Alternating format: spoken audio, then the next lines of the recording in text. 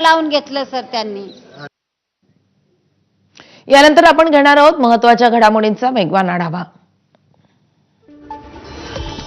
पुण्यामधल्या Jain boarding house जमीन व्यवहार प्रकरणावरून माजी आमदार रवींद्र धंगेकर आणि केंद्रीय राज्यमंत्री मुरलीधर मोहोळ यांच्यामध्ये काही दिवसांपूर्वी आरोप प्रत्यारोप सुरू आहेत। रवींद्र धंगेकर दररोज मोहोळ यांच्यावर वेगवेगळे आरोप करतायत। यानंतर रवींद्र धंगेकरांनी पुन्हा एकदा मुरलीधर मोहोळ यांच्यावर आरोप केलेत। एक्सवरील पोस्टमध्ये निवडणुकीतील प्रतिज्ञापत्र जोडत मुरलीधर मोहोळ यांच्यावर अॅट्रॉसिटी सारखा गुन्हा दाखल असल्याचा दावा धंगेकरांनी केलाय। जमीन चोरांचा थेट सहभाग असलेली 2 प्रकरणं घेऊन लवकरच भेटूयात असंही धंगेकरांनी म्हटलंय।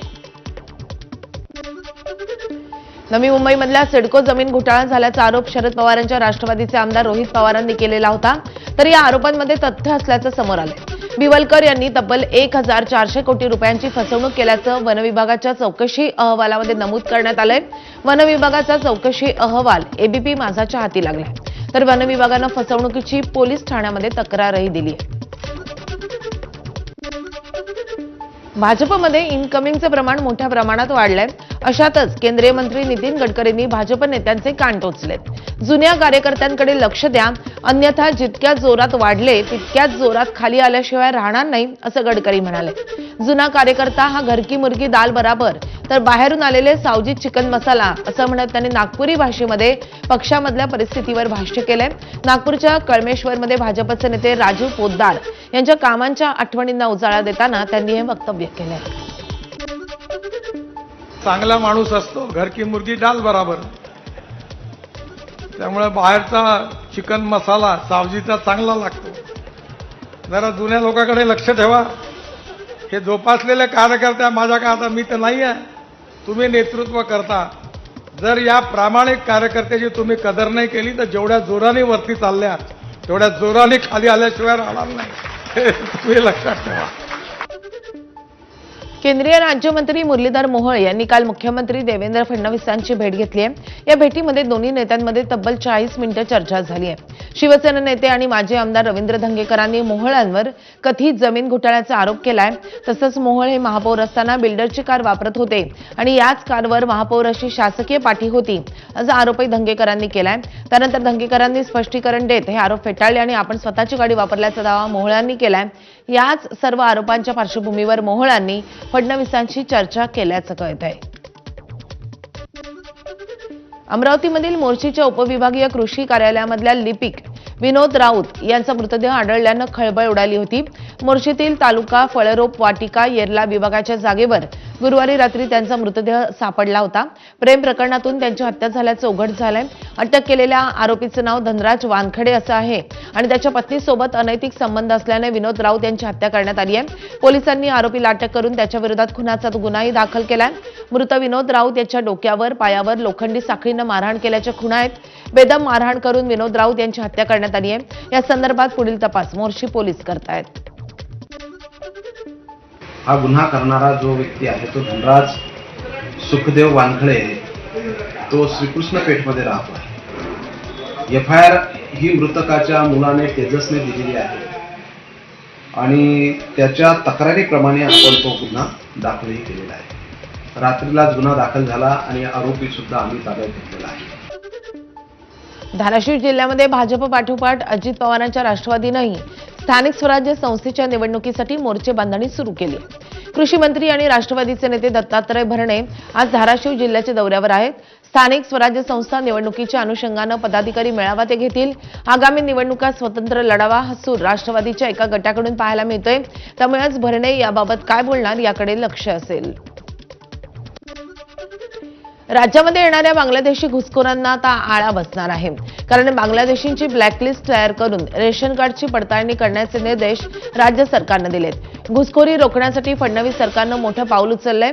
तसंच नवीन शिधापत्रिकेसाठी नव्या मार्गदर्शक सूचनाही जारी केल्यात। राज्यामधल्या वाढत्या बेकायदेशीर बांगलादेशी स्थलांतरितांमुळे निर्माण झालेल्या सुरक्षेचा धोका पाहता सरकारनं हे महत्त्वाचे निर्देश जारी केले।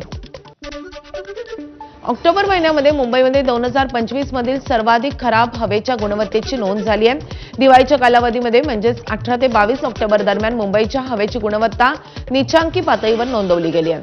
हवेचा गुणवत्ता निर्देशांक AQI वर 155 ते 200च्या दरम्यान पोहोचलाय. दिवाळीतील फटाक्यांमुळे आणि मान्सून नंतर समुद्रावरून येणाऱ्या वाऱ्यांची दिशा बदलल्यामुळे प्रदूषणाची पातळी वाढली असल्याचे दिसून येत आहे. अमरावतीमध्ये भरधाव कारनं स्कूटरवरून जाणाऱ्या 2 मुलींना धडक दिली आहे. दस्तूरनगर ते कंवरनगर रस्त्यावर हा अपघात झालाय. कार चालकाचं नियंत्रण सुटल्यामुळे अपघात झालाय. धडकेमध्ये एक मुलगी गंभीर जखमी झाली तर दुसरी कारच्या चाकाखाली आली आहे. चालकाविरुद्ध गुन्हा दाखल करून तपास सुरू झालाय. कार चालक फरार असून पोलीस त्याचा शोध घेत आहेत. कोल्हापूरच्या कागलमध्ये गहिनीनाथ उरुसामध्ये आकाश पाळण्यामध्ये अडकलेल्या 18 नागरिकांची मध्यरात्री सुटका झाली आहे. तब्बल 4 तासांनी त्यांची सुटका करण्यात आली आहे. उरुसाच्या निमित्तानं दरवर्षी या ठिकाणी मोठमोठे पाळणे येतात.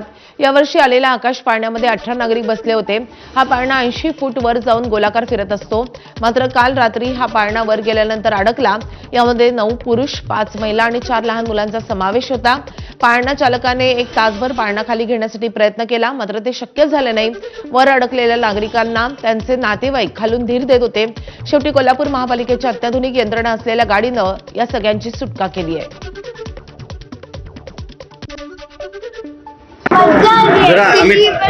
जेव्हा त्या ऑपरेटरला फोन आला आणि त्याने ते फोन उचलला आणि घ्यायला महत्व नाही दिलं, त्यामुळे मला राग येतोय आणि एवढं वाटतंय.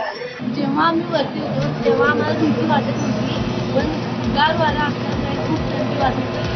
पण थोड्या वेळाने विदर्भात पावसाचा जोर पाहायला मिळतोय. वर्धा आणि नागपूरमध्ये जोरदार पाऊस कोसळतोय.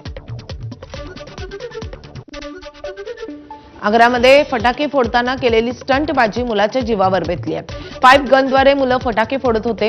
यावेळी फटाके फोडताच काचेचा एक तुकडा फुटला आणि आकाश नावाच्या 17 वर्षाच्या मुलाच्या छातीमध्ये घुसला. आकाशला उपचारासाठी रुग्णालयामध्ये नेण्यात आलं, पण नंतर त्यामध्ये त्याचा मृत्यू झालाय. उत्तर प्रदेशातल्या आग्र्यामध्ये भरधाव कारनं एका दुचाकीस्वारासह 7 जणांना चिरडलंय. अपघातामध्ये 5 जणांचा मृत्यू झाला तर 2 जण गंभीर जखमी झालेत. अपघातामुळे घटनास्थळी गोंधळ उडाला असून लोक इकडे तिकडे पळू लागले. लोकांनी चालकाला पकडून बेदम मारहाणही केली आहे.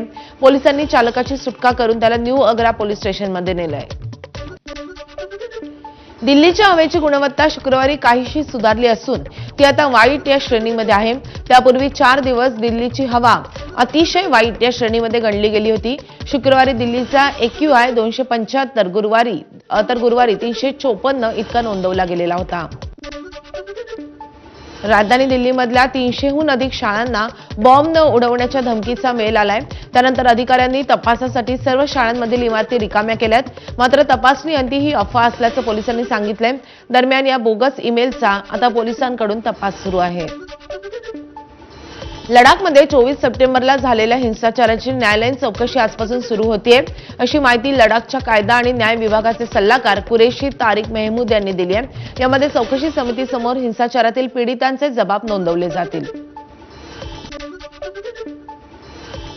तर या बातम्यांसोबतच ब्रेक